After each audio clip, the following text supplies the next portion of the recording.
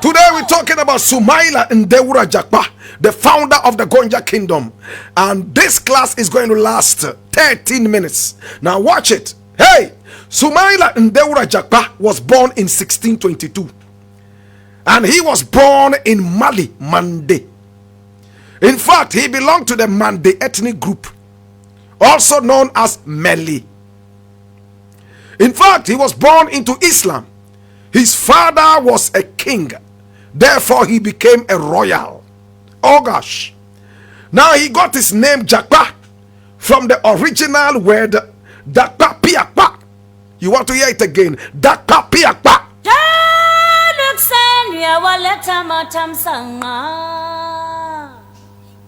Students, let me hear it. Say it after me. Dakpa Piakpa. Dakpa Piakpa. This is the class. Now with time, Dakpa Piakpa became simply Jakpa. Now Dakpa Piakpa simply means the conqueror holding the spear. The conqueror holding the spear. Oh my God. In Swahili we say Jomo Kenyatta, the burning spear. In Gonja we say Dakpa Piakpa. Now Ndewura Jakpa originally was Dakpa Piakpa, the conqueror with the spear. And we will soon get to understand why the spear. People went to war with arrows. People went to war with guns. He went to war with a spear. Oh gosh. Ndewura Jakpa at the age of 15 had already gone into cola trading. He traded so much in cola until he went totally bankrupt. By the age of 17, he had nothing, even though he was a royal. So he went looking for the soothsayer, aka the Malam. And when he entered into the house of Malam Boka, he sat down after saying Salam Alaikum. Now Malam Boka looked at him and said, I know why you are here. You want to check your destiny. In fact, you will stay here for as long as you want. You will never make it. Neither would you ever be king if you stayed here. Because though you are a royal, there are spirits that will push you away from the throne. But you will become a king if you leave your father's house and move out of this territory. That is when you will become that real king. Sumaila Ndewura Jakpa, Dakpa Piakpa, decided to leave. And when he left, he moved all the way. Yes, by the age of 2021, he was already on his way out of the area. And he carried along his children that he had. In those days, early marriages were very, very much encouraged. He had a number of children and he carried them along his wives. In fact, and he moved from Mande in Mali. Now, when he moved out of the area, he started moving towards this present day called Ghana. And look at the interesting thing that happened. Whilst he was on his way, he was looking for what he could do. But he was attacked on the way by several infiltrators, and he conquered each one of them, just as he was told by Malam Boka. Now Malam Boka gave him some Bansiri, aka Kagadu, aka Zurum, and he carried it along with him. In fact, any tribe that he met, he conquered. He went all the way, my brother, my sister, forgetting totally all about his trade. And he moved on. Whilst he was moving on, he had some two wonderful soldiers who were with him, Naba and Nabaga. Naba is spelled N-A-B-A. Nabaga is N-A-B-A-G-A. Oh my God. And they followed him along and supported him with security whilst he rode a white horse and carried his spear. Nobody could stop that burning spear. My brother, my sister, now between the area of the black and white Volta, he decided that he was heading towards that area. Oh gosh. He moved on and on and on and on. And look at the interesting thing that happened. With all his soldiers following him, he was very, very sure that he only took along people that were loyal to him. even as a royal in the Mende kingdom. He moved with them. He dealt only with loyalty. Now, as he was approaching this part of the land today called Ghana, he realized that he was feeling good about this area. And this was where he really wanted to settle. Oh my God. He arrived at the town known as Nteresu Bomfu. Nteresu Bomfu. Repeat after me. Nteresu Bomfu. Nteresu is spelled N-T-E-R-E-S-O hyphenated B-O-N-F-U. Nteresu Bomfu. Now, Nteresu Bomfu is a town in the Bole state. And when he entered this area as his first point of entry, he knew that this was the area. He had heard about a powerful fetish priest in that area. He went over to this fetish priest, conquered him by also using black magic and doing a lot of wonderful things. And when this fetish priest realized that this was a more powerful man, he gave up and rather decided to support him. Ndewura Jakpa also heard about a powerful shrine at a village called Mankuma, M-A-N-K-U-M-A, Mankuma. And he decided to go there and pay homage. Oh gosh, when he went to that shrine, he paid homage and he left his sister there to take over the whole village of Mankuma. Students, I need you to note this town or this village known as Mankuma. We're going to return to it later in the story.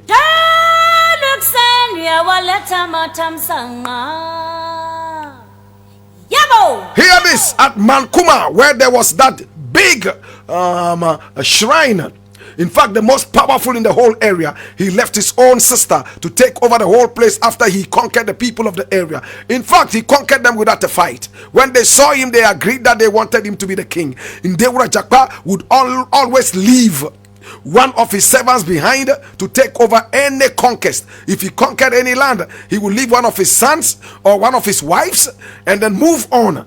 And the interesting thing was that sometimes he even left people who were not part of his ethnicity. He left them. Some of the people he left there were Arabs.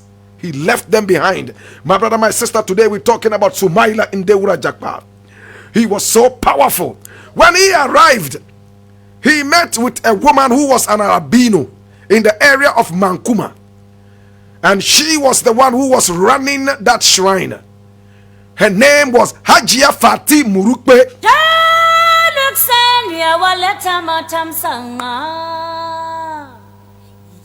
Hajia Fati Murukbe. Now, Hajia Fati Murukbe was a very powerful woman. She was albino, very powerful. And she was the one who took over the shrine of Mankuma. When Sumaila Ndewura Jakpa came over, she looked at Sumaila Ndewura Jakpa and said, "There is no need for any fight, because you shall lose the fight. The gods have already told me that you will be here, and you are here. You are the rightful owner of the place. But the gods want you to do one thing. You and this shrine must have a covenant. Any land that you conquer, you will share that with this shrine." Ndewura Jakpa said, "Yes, together we stand." So everywhere Ndewura Jakpa went and conquered the land. In fact, he got in contact with Hajia Fati Murukbe, and they decided who should take over the new conquest. Hear this. Come along, students. Hey, this is the African history class, and today we're talking about Sumaila Ndewura Jakpa. Now listen to what happened. He conquered the whole of the northern region, except a few portions. There were a lot of the Gomba lands. There are the Gomba lands today that he himself had conquered, and they had become Gonja lands. In fact, there was a time he even had to fight a Dagomba king. He fought him and beheaded him. My brother, my sister, today we're going to spare you all the details. But in Ndewura Jakpa, in the history of the whole Ghana, in fact the history of the whole Africa, conquered more lands than any king who ever lived. Today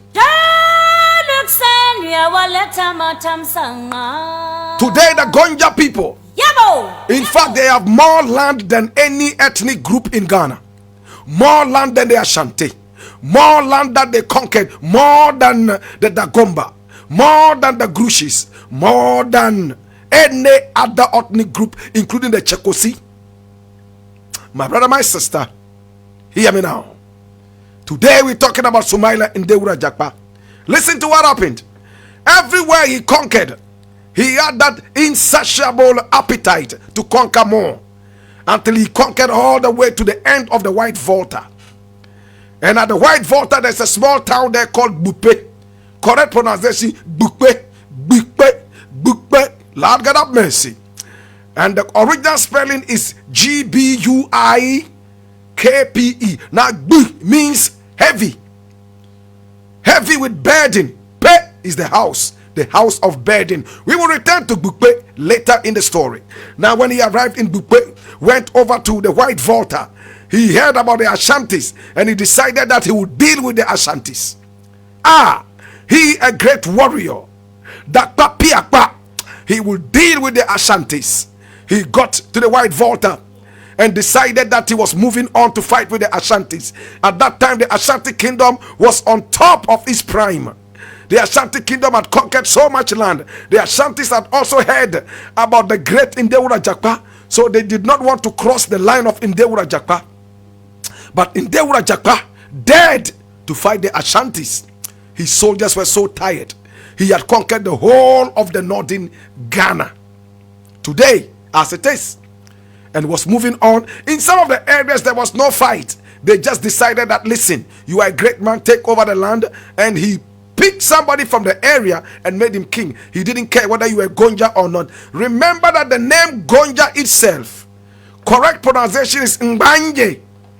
Mbanye, the Mbanye people. In fact, hear me now, but it's been corrupted with time. That was a place that was thriving with the trade of kola nuts. And the kola nuts in the area were red in color. You know that we have so many different kinds of kola nut colors. Some of them are brown, some are red, and some are white. Depending on what you want, you will get all that. My brother, my sister, in the Gonja area, they had the red one. And the houses used to come all the way from Banzabakoy in Nigeria, come all the way to the area of the Gonjas, and then buy the red kola nuts. So the Hausa people nicknamed the area Kasangoroja. Kasangoroja, the land of the red kola. With time, it got corrupted from Kasangoroja to Gonja. Hear this, Sumaila, Ndewura Jakpa. Listen, he decided to fight the Ashantis. The Ashantis came out in their numbers. His soldiers were very tired and begged him to take a rest at least for a day before fighting. They had done so much conquest. But Ndewura Jakpa said, no, we must teach the Ashantis a lesson. They crossed over the White Volta, entered into Ashanti land. The Ashantis met them halfway, and fire for fire, bullet after bullet, arrow after arrow. One of the arrows hit in Ndewura Jakpa, and he bled very bad. He was still fighting. He was still fighting. Whilst he fought, he bled the more. In fact, and when the Ashantis heard that Ndewura Jakpa had been wounded, they intensified the fight. And at a point, Ndewura Jakpa decided that he must retreat. He was bleeding so badly. His soldiers decided to carry him over. They were going, and then he told them, you know what, do me a favor. Please take me to Mankoma. Bury me there. Today I know I will die, but take me to Mankoma. Remember, we talked about Nterefo Bomfo.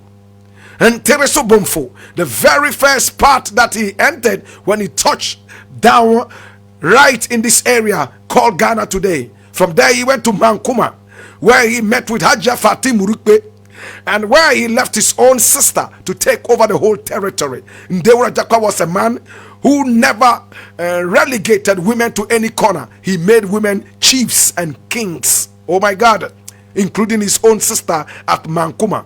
He said, take me to where my sister is in Mankoma.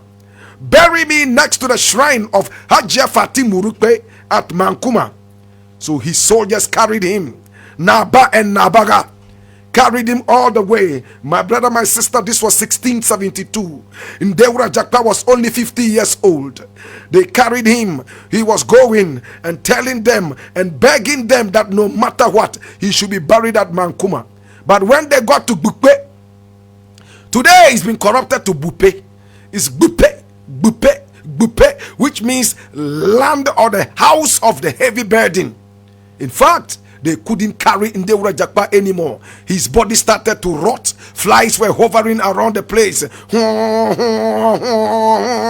all over the corpse. And they decided it was embarrassing to continue carrying a smelly corpse. They needed to bury it. So they buried it right there in Bupe without honoring his last wish of burying him at Mankuma near the shrine of Hajia Fatim Murukpe.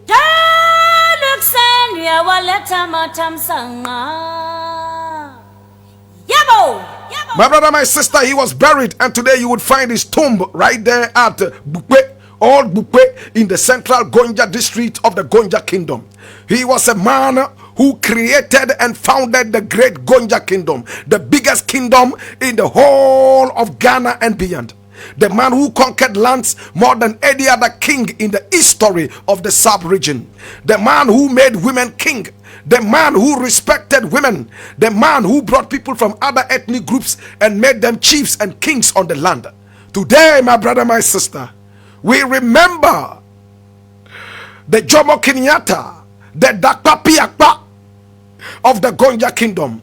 The man who by the age of 17 was told he would never ever be king if he stayed in Mendi. And he moved by the advice and counsel of Malam Boka. He came all the way, oh my God have mercy, to this part of the land today called Ghana and established the Gonja kingdom. My brother, my sister, he made people who were not even Muslims become part of the Gonja kingdom. Today we remember you, Papa. Oh, Papa, today we remember you. We remember you in Chimunta. In Chimunta. In Chimunta. In Chimunta. In Chimunta. In Chimunta. In Chimunta. In Chimunta. In Chimunta. Ebori Nasa. Ebori Nasa. Ebori Nasa. Ebori Nasa. Ebori Nasa. Ebori Nasa. Oh, Papa. Eminubego. Papa, busy. Eminubego. Eminubego, what? Missy Papa, Famiko. Oh, Papa. Uniamigo. Yeah, Papa. Oh, Sumaila Ndewura Jakpa. Dakpa Piakpa. Dakpa Piakpa. Dakpa Piakpa. Minubeko, Papa. Uniamiko. Yeah, Papa. In the burden of knowledge, I ask you, how would the life of Ndewura Jakpa, the Dakpa Piakpa, impact your own life? How would the life of Sumaila Ndewura Jakpa, Dakpa Piakpa, impact your own life?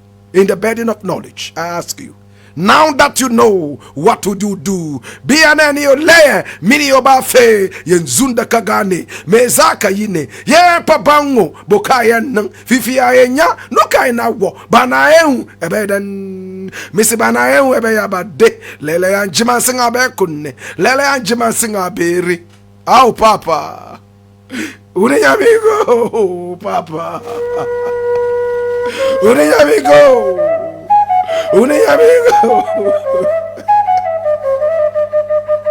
Papa, amigo.